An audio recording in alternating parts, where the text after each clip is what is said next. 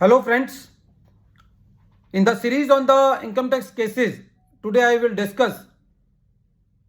the case of UNITECH Realty Private Limited versus Deputy Commissioner of Income Tax. This case has been reported in 105 ITR Tribunal, short note 77, and the matter has been decided by Delhi ITAT B bench, and the date of the judgment is 19th July 2023. In this case, the assessee filed a loss return for the assessment year 15-16. The case of the assessee was picked for scrutiny assessment, and during the assessment proceedings, the assessee felt that the assessee has to give a bargain to the department that if the income of the assessee will be assessed at nil in spite of loss, then the assessee came to the department and said that during the assessment proceedings that I am accepting my returned income at nil in spite of loss if the department is ready to forego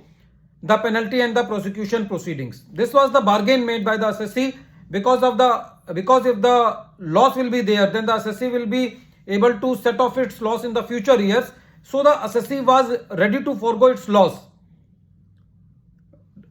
but on the condition that the department will not initiate the penalty proceedings and the prosecution proceedings. When the assessee made this proposal, the assessing officer did not make any inquiry about any concealment of income, about any furnishing of inaccurate particulars, and didn't make any inquiry regarding the loss shown by the assessee in its return of income, and accepted the return of the assessee by taking the figure of income at nil in spite of loss. But after the assessment was made, the assessing officer go ahead with the initiation of penalty and imposed the penalty against the assessee under section 271 subsection 1 clause C, and passed the penalty order. The CIT appeal also upheld the order of the assessing officer. So the assessee was before the ITAT. The ITAT said that although there is no estoppel in the law that which gives the assessee a right to show its income or to reduce its loss in the bargain of penalty or prosecution proceedings, but when the assessee makes a bargain and the department accepts that bargain, and with the code of conduct of the assessing officer, there is nothing on the record that the assessing officer has made any inquiry about the concealment of the income or inaccurate particulars, then in that case the penalty proceeding should not be levied on the assessee.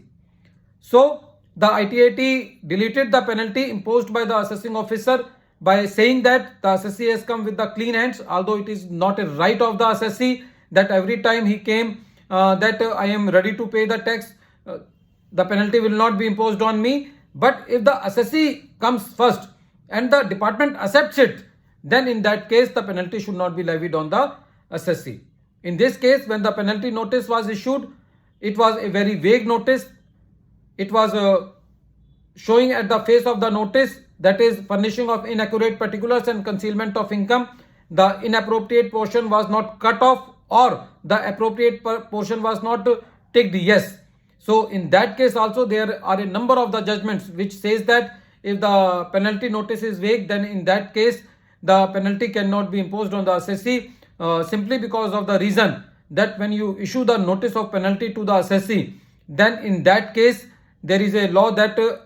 at least you have to tell the assessee that for which charge the assessee is going to be penalized. But if the department is not clear about the charges, then the penalty do not stands.